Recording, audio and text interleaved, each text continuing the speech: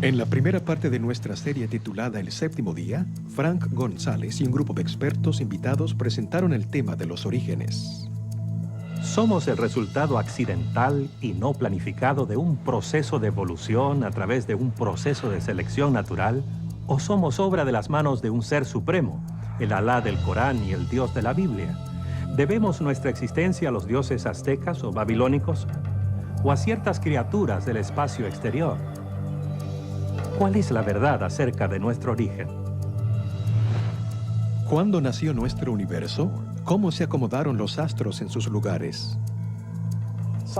La ciencia puede explicar cómo se desenvuelve el universo y cómo ocurren las cosas en el mismo, pero no puede explicar por qué existen las cosas en vez de no existir nada. Por la palabra de Jehová fueron hechos los cielos, y todo el ejército de ellos por el aliento de su boca. Y acabó Dios en el séptimo día la obra que hizo, y reposó el día séptimo. Dios crea el mundo en 6 días y descansa en el sábado. Con todo, el sábado es también en sí una creación que sitúa los otros días en perspectiva.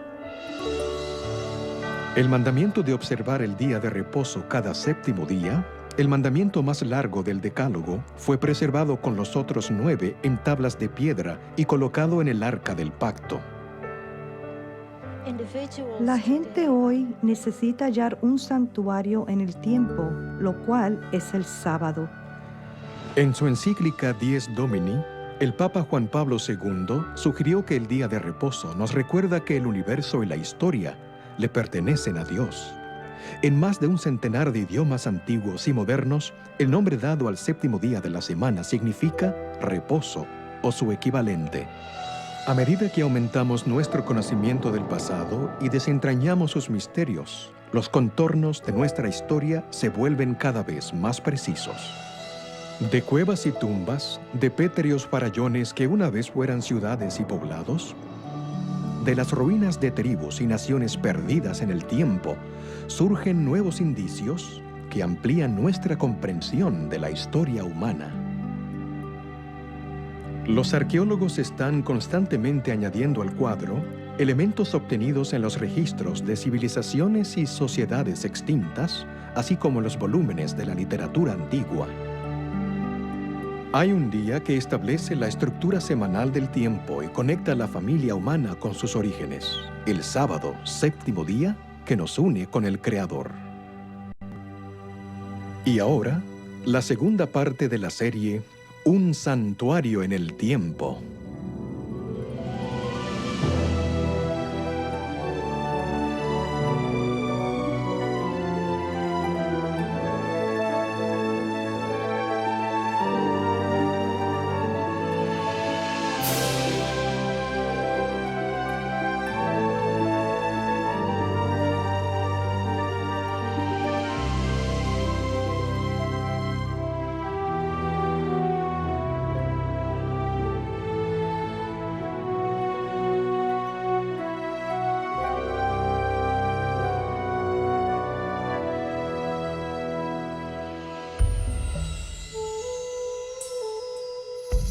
En la época en que Jesucristo caminaba entre los judíos, era su costumbre asistir los sábados a la sinagoga para adorar y enseñar.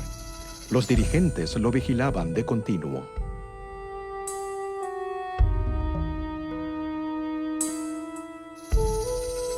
Algunos de los rabinos discutían con él acerca de la forma correcta de observar el sábado. Acechaban para ver si sanaría a la gente en el día santo, con el fin de acusarlo de quebrantar el sábado.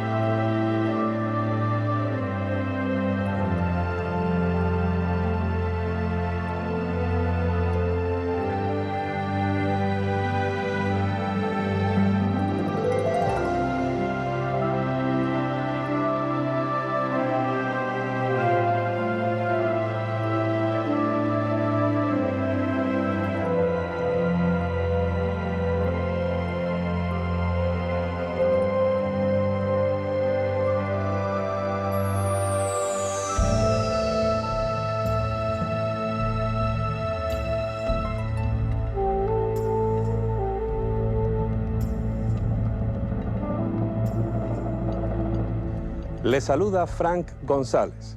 Bienvenidos a la segunda parte de Un santuario en el tiempo. Lo que hizo Jesucristo en cierto sábado específico casi 2000 años atrás fue verdaderamente revolucionario. Hizo milagros de sanidad y con ellos se ganó el corazón del pueblo. Sin embargo, esto lo puso en conflicto directo con los líderes judíos. Al aseverar ser el Señor del sábado, desafió su autoridad espiritual, lo cual iba a desembocar en su infame juicio y muerte en la cruz.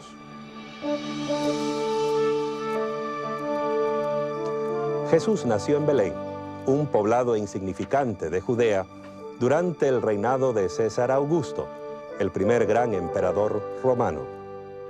En esos tiempos, el Imperio Romano contenía dentro de sus fronteras docenas o hasta centenares de religiones y creencias, desde el zoroastrismo en Persia hasta los misterios griegos y el druidismo de los celtas ingleses. Las iniciaciones secretas y los ritos de fertilidad eran comunes, así como la creencia en la astrología.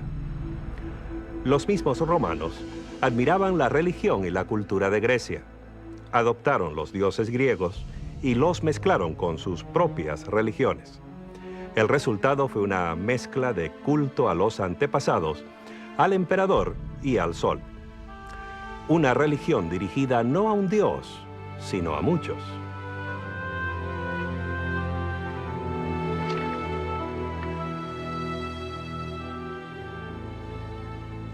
Los judíos, por su parte, adoraban a un solo Dios, a pesar de verse rodeados por las imágenes de las deidades griegas y romanas. Servían a un Dios invisible. No tenían imágenes que lo representaran. No celebraban ritos de iniciación o de fertilidad. En cambio, tenían un día que los apartaba. Un día sin igual en ninguna otra religión. Era un período de 24 horas dedicado completamente a su Dios. Los judíos tenían el sábado. Después del éxodo de Egipto, Dios hizo un pacto con Israel. Parte de este contrato incluía los 10 mandamientos. El cuarto de estos manda guardar el sábado, el séptimo día de la semana, como un memorial de su creación y su redención de Egipto. Al guardar este día santo, que era una señal entre Dios e Israel, recordarían que el Señor era su Dios y ellos su pueblo. Guardad mis sábados, porque el sábado es señal entre vosotros y yo por vuestras generaciones, para que sepáis que yo soy el Señor que os santifico. Podemos suponer que los judíos del primer siglo conocían y estudiaban los 10 mandamientos. El Decálogo les decía, tal como nos dice a nosotros, que el sábado es un recuerdo de que Dios creó el mundo en 6 días y es un memorial del éxodo de Egipto. Para los judíos del primer siglo, el sábado era un período de intensa espiritualidad, una ocasión para relacionarse con el Dios que creó el universo en 6 días y reposó en el séptimo. Por eso, ellos también reposaban el día séptimo. Además, en la liturgia judía recordaban que Dios los había sacado de Egipto. De este modo, el sábado llegó a ser para ellos una celebración de su libertad. La observancia del sábado era la marca inconfundible del judío. Lo ponía aparte de todos los demás. No se la podía esconder. A ojos de los observadores griegos y romanos, la observancia del sábado era una de las peculiaridades de los judíos. Veían un pueblo que cada séptimo día se abstenía de trabajar. Los griegos y romanos no tenían nada comparable. Los judíos del primer siglo aprovechaban que no podían trabajar en sábado, dedicándolo a regocijarse. El viernes de noche servían una cena deliciosa a la luz de las velas y a menudo incluía 2 hogazas de pan para conmemorar el maná que cayó en el desierto. El sábado, sin duda, asistían a la sinagoga. Allí podían ver a sus amigos y conversar con ellos. Y según las evidencias que tenemos, también estudiaban la Torá y adoraban juntos. A los observadores externos les llamaba continuamente la atención la rara costumbre judía de negarse a trabajar el sábado. Un filósofo, Séneca, llegó a decir que los judíos, al no trabajar durante el sábado, dedicaban la 7ª parte de su vida a la ociosidad.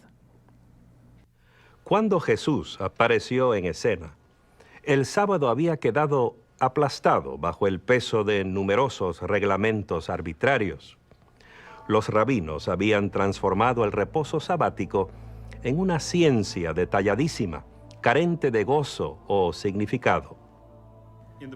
En el primer siglo, la observancia del sábado se basaba en una serie de prohibiciones. Se prohibía atar o desatar un nudo, cocinar, escribir más de una letra del alfabeto, llevar cualquier carga, aún cosas en el bolsillo, así como mucho del trabajo cotidiano, por ejemplo, preparar pieles y cueros y las actividades necesarias para la subsistencia. Se prohibía prender fuego para cocinar o apagarlo, así como viajar más de 2000 codos más allá de la vivienda de uno. 2000 codos equivalen a casi 1 kilómetro. La forma como los judíos guardaban el sábado era muy legalista. Uno no se podía mover, no podía hacer nada, pero Jesús vio que esa era una distorsión del plan que Dios tenía para la humanidad.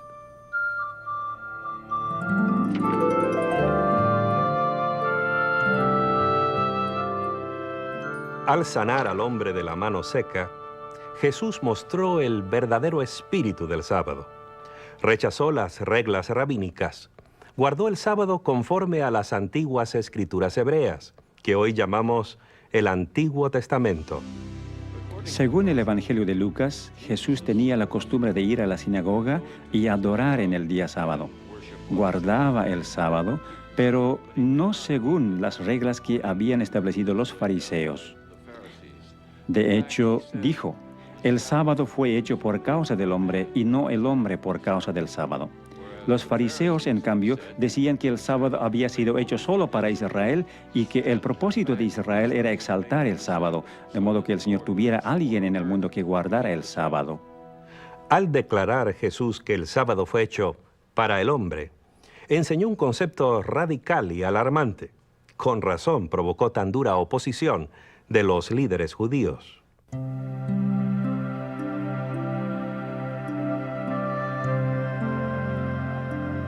En otro sábado, Jesús enseñaba al pueblo. Había allí una mujer que había estado enferma, encorvada por 18 años. Jesús la llamó que se acercara a él.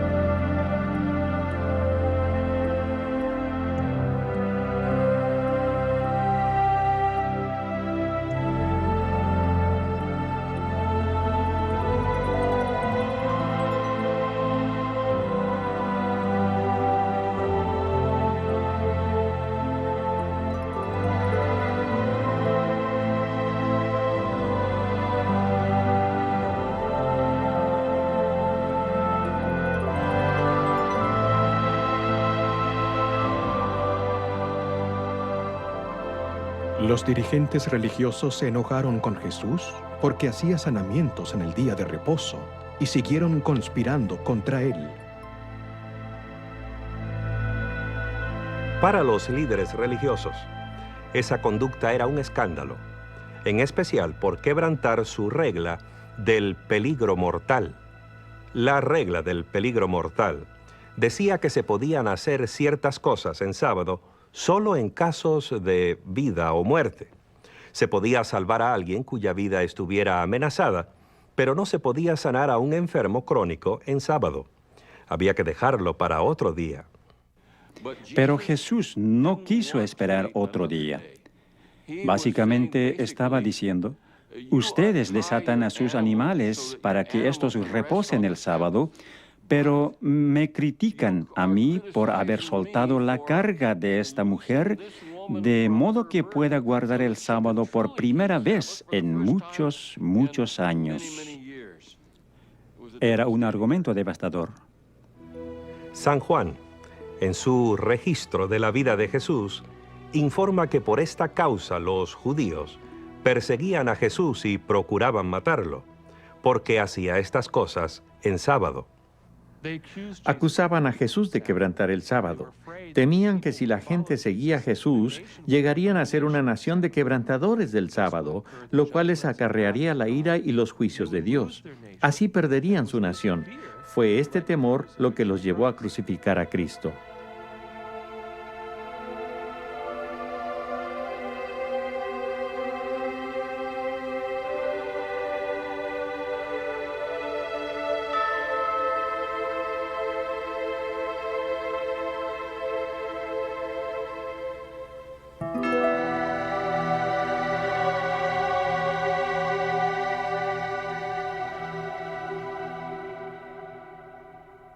Algunos han sugerido que el sábado del Decálogo perdió su significado con la vida y muerte de Jesús, que de algún modo el Salvador lo invalidó.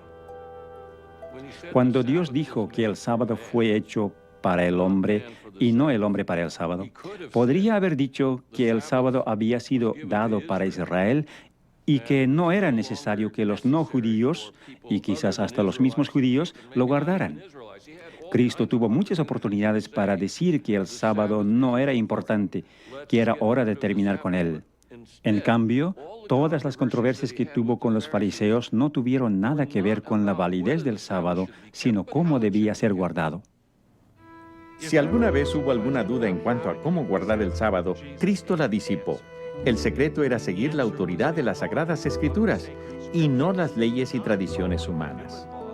Lo humano había invadido a tal punto el sábado que la realidad original casi no se veía. Jesús se abrió paso a través de todo eso hasta exponer el corazón del sábado, a saber, la relación que debe existir entre nuestro amante Creador y su pueblo. De este modo, el sábado, apartado de las actividades seculares, podía ser un día de acción, de cuidar a nuestros semejantes, un día de comunión social, en el cual dedicar más tiempo a Dios, a nuestra familia y a nuestros vecinos y amigos. Muchos devotos cristianos se sorprenden al leer que su propio día de culto se basa en reglas y tradiciones eclesiásticas y no en las Sagradas Escrituras. Algunos creen que Jesús quebrantó a propósito el sábado para establecer un nuevo día cristiano de culto. Esta idea carece de apoyo bíblico o histórico. Jesús no quebrantó el sábado del Decálogo. Lo que hizo fue desafiar las costumbres y tradiciones humanas. Al hacer esto, mostró la verdadera forma de guardar el sábado bíblico. De hecho, Jesucristo liberó el sábado de las tradiciones que lo habían convertido en una rígida formalidad y restauró su verdadero propósito como una celebración de la relación correcta entre el hombre y su prójimo y con su Creador.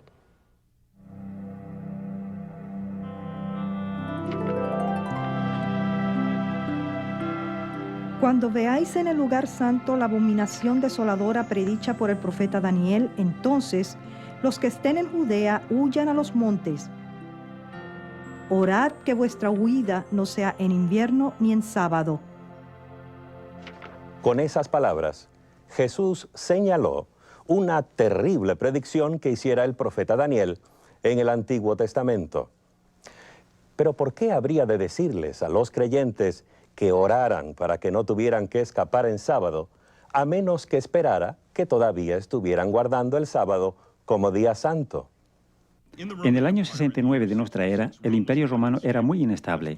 A dicho año se lo llama el año de los 4 emperadores y los primeros 3 no murieron de causas naturales. Por eso los judíos pensaron que el momento era favorable para sacar partido de esa inestabilidad y promover su propia libertad de la opresión imperial. El general romano Vespasiano atacó la ciudad en un intento de ahogar la revuelta. Antes de completar la campaña, fue nombrado emperador el año 69 de nuestra era, y su hijo Tito, otro futuro emperador, tomó el mando como general del ejército. Tito le puso sitio a la ciudad y finalmente, en el año 70 después de Cristo, las fuerzas romanas penetraron las defensas, asolaron la ciudad y destruyeron completamente el templo. Eusebio, un historiador eclesiástico, informa que los cristianos de Jerusalén recordaron la advertencia y escaparon antes que la ciudad cayera en manos romanas. Este incidente muestra en forma evidente la intersección de la historia y la profecía. Conocemos las fechas y lugares. Jesús sabía y predijo cuándo iban a suceder estas cosas y que 40 años después de su muerte y resurrección, sus seguidores todavía estarían guardando el sábado. De hecho, en todo el período del Nuevo Testamento, que abarca hasta el fin del primer siglo de nuestra era, los cristianos siguieron observando el séptimo día, sábado. Este hecho resulta claro en los registros bíblicos e históricos.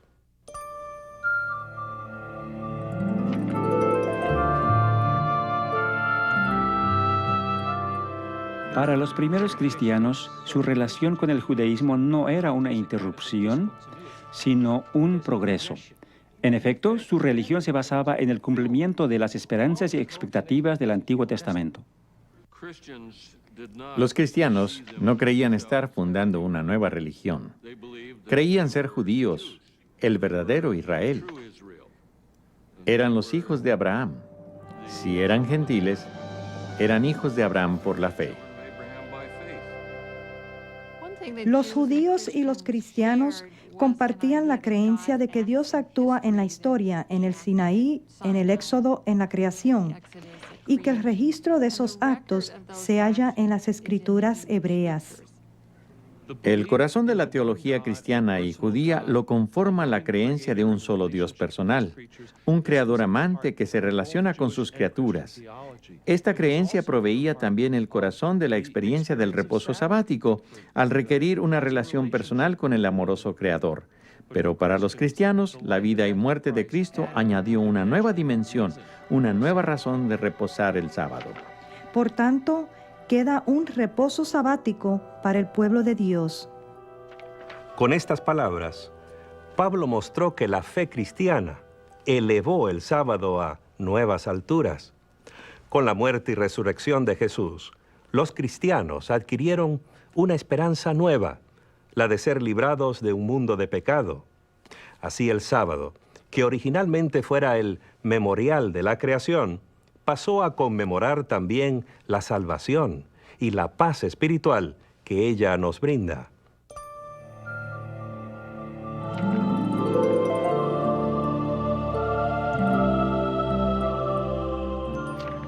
Esto plantea una pregunta interesante.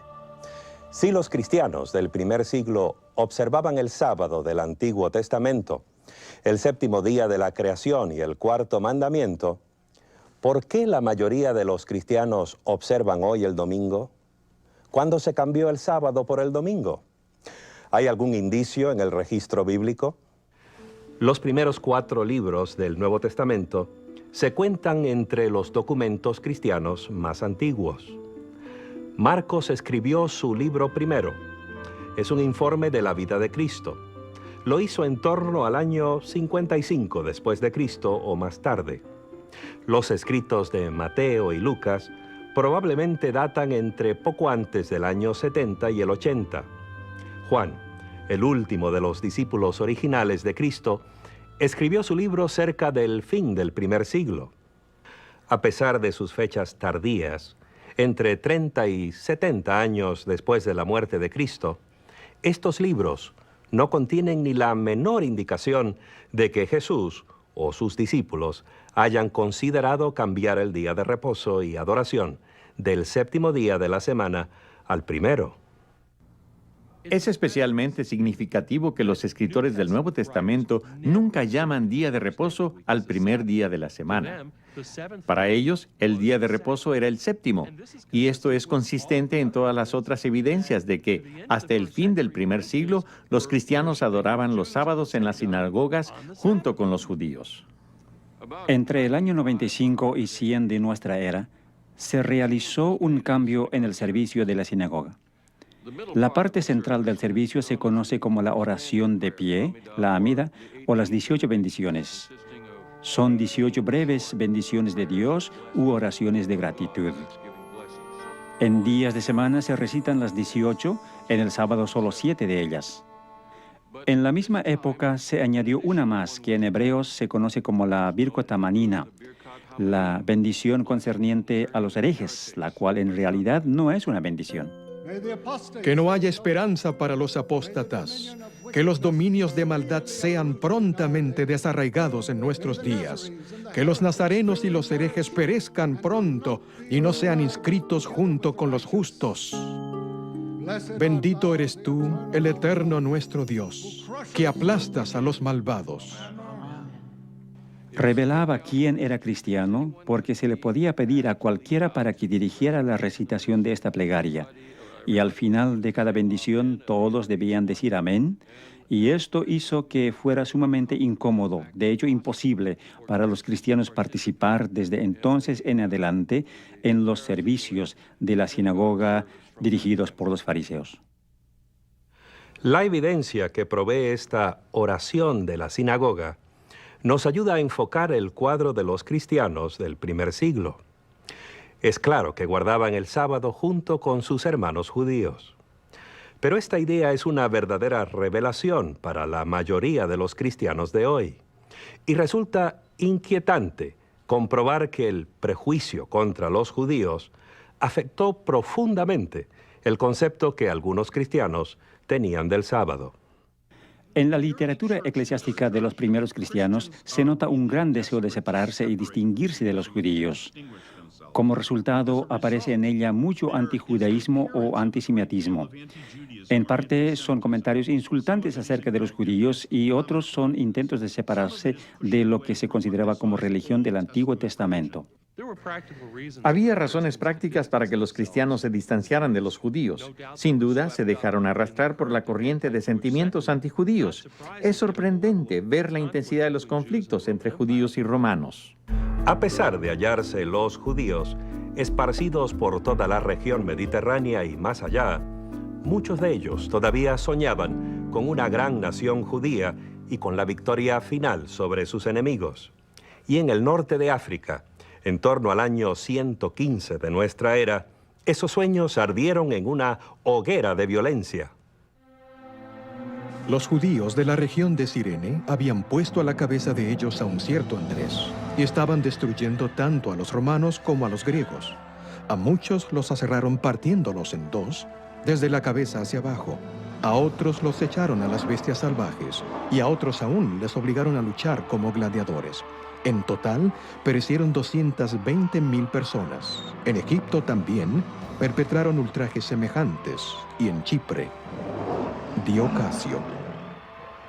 Pocos años más tarde, en el 132, la oposición judía a la autoridad imperial encendió otra violenta revuelta, esta vez en Jerusalén. Nuestras antiguas fuentes nos dan dos razones para explicar la insurrección de Bar Kokhba. Primero, el emperador Adriano prohibió la circuncisión. Los judíos ya no podían cumplir este rito. Segundo, el mismo emperador decidió reconstruir Jerusalén como una ciudad pagana, la ciudad Ilia Capitolina. Por fin, las fuerzas imperiales aplastaron la rebelión el año 135. Adriano les prohibió a los judíos entrar a Jerusalén, así como la observancia del sábado y otros ritos religiosos. A través del Imperio Romano había un fuerte sentimiento antisemítico. Los judíos eran el enemigo. Los cristianos no querían ser asociados con ellos y ser así considerados también enemigos. Fácilmente podían dejar de lado la observancia del sábado, que era una marca de judaísmo. ¿Dónde, pues, y cuándo comenzaron los cristianos a observar un día distinto de culto? Las páginas perdidas de la historia nos llevan en una dirección sorprendente.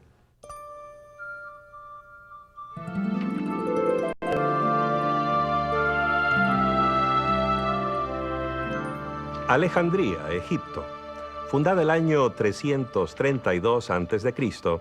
por Alejandro el Grande, uno de los grandes centros mundiales de literatura, ciencia y comercio, un caldero de ideas religiosas y filosofía clásica.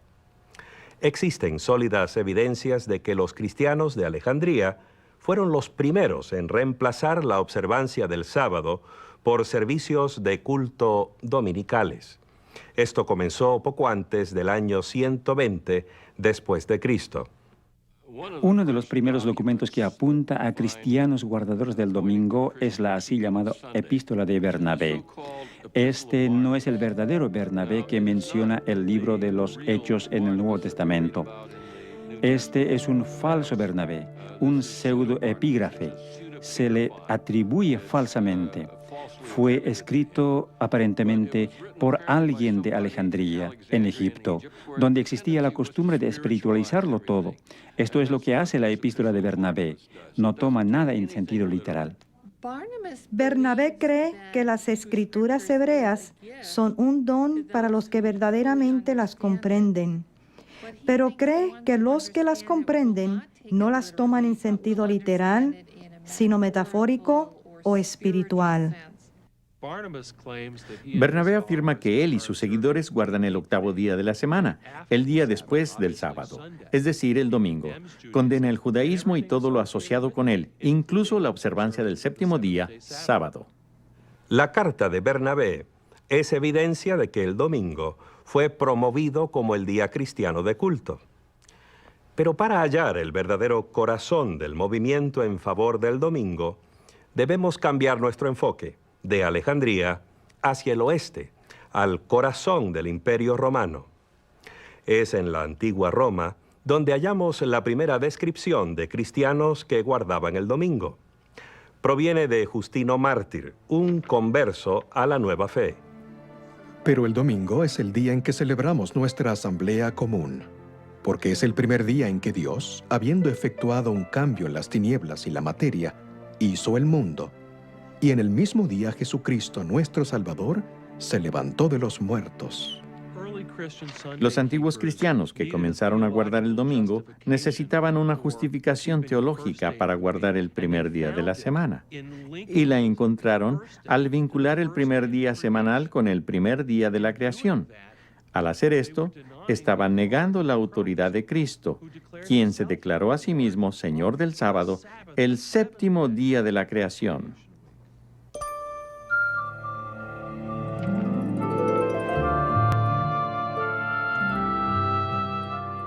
Hemos llegado a un momento crítico en la historia.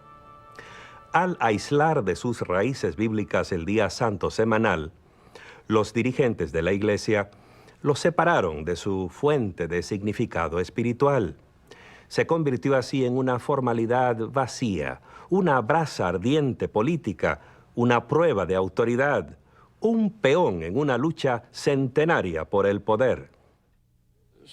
Era atractivo reemplazar el sábado con el domingo porque en torno al primer día estaba surgiendo cierta aura debido a las tendencias nuevas en el paganismo que hacían del domingo el día de adorar al sol, pensar en el sol.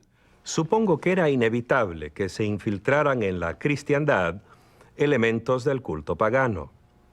Después de todo, los cristianos eran una pequeña minoría en un mundo predominantemente pagano. Un mundo que adoraba dioses mitológicos, emperadores muertos y el invencible sol. Los historiadores por lo general dicen que el Imperio Romano fue fundado en el año 31 a.C. En ese año, Octavio derrotó a las fuerzas de Marco Antonio y Cleopatra y volvió a Roma para convertirse en el primer César Augusto. Fue en esa época también que hizo llevar a Roma dos grandes obeliscos. Instaló uno de ellos en el Circus Maximus. Por supuesto, no solo estaba dedicado al dios Sol, sino que además era una prueba muy visible de que Roma había conquistado Egipto. La dedicatoria decía: César Augusto dedica esto como una ofrenda al Sol. Pero también decía: porque Egipto ha sido conquistado. Así, los que asistían al circo para ver los juegos veían no solo la dedicación al sol, sino también que el dios sol romano había triunfado sobre el dios sol egipcio. Hay informes de mediados del primer siglo que proveen evidencia adicional de lo popular que era el culto al sol. Nerón, el notorio emperador, comisionó a un escultor para que creara una estatua de casi 35 metros de altura, con su propia cabeza esculpida al estilo del dios Sol. Cuando Vespasiano construyó su gran anfiteatro, que hoy conocemos como el Coliseo, tomó ese enorme coloso, así llamaban antiguamente a las estatuas, que representaba a Nerón. Le cambió las facciones y lo dedicó al dios Sol. El emperador Heliogábalo era tan devoto de su dios Sol oriental que tomó el nombre de la deidad. Llevó su dios en la forma de un meteorito negro desde Siria hasta Roma y adoptó un estilo de vida oriental. Así pues, la moda oriental, las orgías orientales y la conducta oriental de Heliogábalo lo llevaron a la ruina en 4 años. A pesar de que su dios fue devuelto porque la piedra negra fue enviada de nuevo a Siria, la adoración al sol continuó. El antiguo historiador Plutarco informa que el general romano Pompeyo debió ir al Mediterráneo oriental para castigar a los piratas que atacaban a los barcos mercantes. Esto fue alrededor del año 50 a.C. Derrotó a los piratas, los capturó y los llevó consigo a Roma. Sucede que los piratas eran adoradores de Mitras, el dios Sol, y de esos piratas se popularizó la adoración a Mitras en Roma, especialmente entre los militares. Pienso que a los militares romanos, Mitras les parecería una divinidad especialmente atractiva. Mitras era guerrero, que luchaba del lado de las fuerzas del bien. Era una religión jerárquica, en la cual se podía progresar de grado a grado. Había 7 grados en el mitraísmo, situación semejante a la de un ejército. Y en tercer lugar, era una religión de hermandad y comunión. Se reunían no solo para adorar a su Dios, sino para comer juntos. Se comenta acerca de soldados romanos que han vuelto del oriente, que oran al amanecer de cara al sol naciente. En torno a este periodo vemos que se empieza a mencionar en Roma al Deus Sol Invictus, es decir, al Dios Sol invencible. Invencible porque la noche trata de conquistar el sol cada 24 horas, pero al amanecer el sol ha sobrevivido y ha vencido a la noche. La importancia del culto al sol en el Imperio Romano se echa de ver durante el reinado de Aureliano, quien fue emperador entre los años 270 y 275 de nuestra era. Estableció una religión estatal que incluía el culto al emperador y al sol invicto. Trató de unificar todas las religiones bajo el dios Sol. Diocleciano, que llegó al poder el año 284, también era un devoto del dios Sol. Mantuvo el principio de una religión estatal que estableciera Aureliano y llegó a declararse Dios. Eventualmente, ordenó que se persiguiera a los cristianos.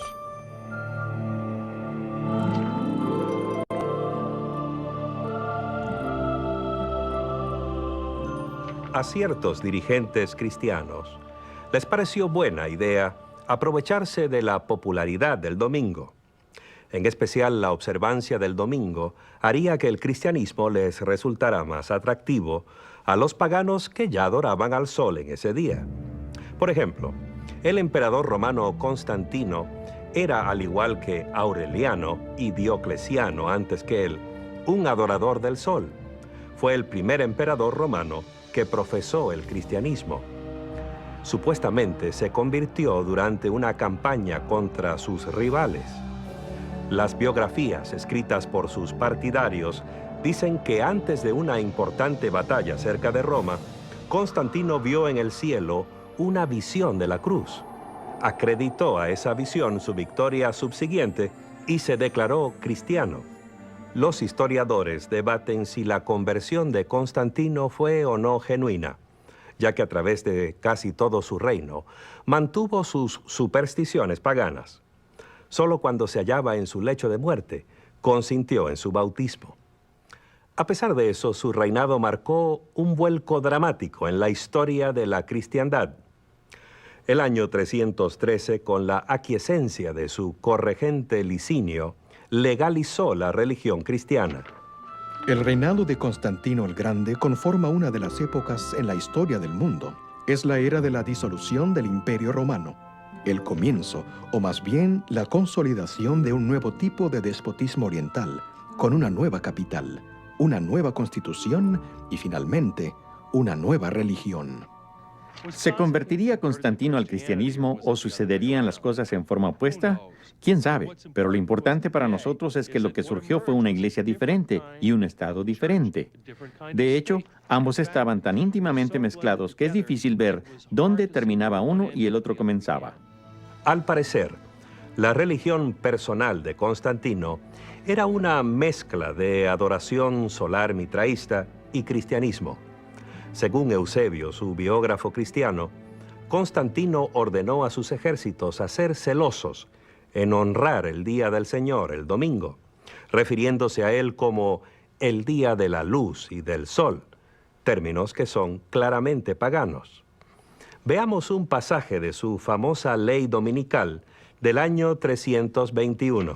En el venerable día del sol, los magistrados y el pueblo que reside en las ciudades deben descansar, y todos los lugares de trabajo deben estar cerrados. En el campo, sin embargo, los individuos ocupados en la agricultura pueden continuar libre y legalmente sus ocupaciones. La primera ley que requería que la gente celebrara y descansara en domingo es la que promulgó el emperador Constantino en el año 321. Y lo hizo sin referencia alguna a la teología o a las ideas de los cristianos. Dice que se abstengan de trabajar en el venerable día del sol, lo cual alude al hecho de que el sol se iba convirtiendo cada vez más en un objeto de culto. De este modo, la primera ley que exigía que la gente guardara el domingo no tenía absolutamente nada de sabor cristiano. Si bien Constantino promovió el cristianismo y construyó muchas iglesias cristianas, por otra parte cerró muy pocos templos paganos y tenemos un calendario romano del año 354, fecha que cae unos 17 años después de la muerte de él, que muestra 4 distintos festivales anuales dedicados al sol. Muestra así que el dios Sol sobrevivió. No solo la muerte de Constantino, sino también los reinados de sus sucesores inmediatos.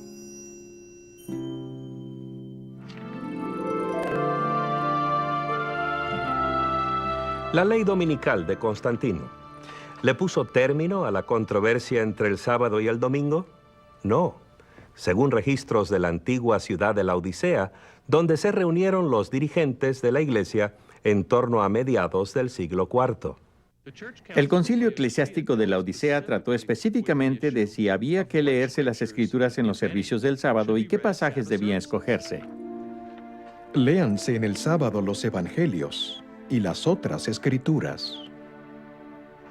El hecho de que el concilio trató el tema es prueba irrefutable de que aún había miembros de la iglesia cristiana que asistían a los servicios de culto en día sábado. Recordemos que esto sucedía más de 300 años después de Cristo. Pero eso no es todo. Los cristianos no deben judaizar descansando el sábado, sino que deben trabajar en ese día y honrar más bien el día del Señor, y si pueden, descansar entonces como cristianos. Pero si se sorprende a cualquiera de ellos siendo judaizante, sea anatema de parte de Cristo. ¿Qué quiso decir el concilio al hablar de judaizantes? Los judaizantes eran los cristianos que no trabajaban en sábado, al igual que los judíos. Los dirigentes de la iglesia querían que todos trabajaran el sábado y descansaran el primer día de la semana, al cual empezaron a llamar el Día del Señor. Esta disposición concordaba con la ley dominical que había promulgado el emperador Constantino. A pesar de la popularidad de la adoración al sol y las leyes dominicales de los emperadores, muchos cristianos siguieron adorando en el séptimo día, sábado. De hecho, fueron minoría las iglesias que abandonaron el sábado.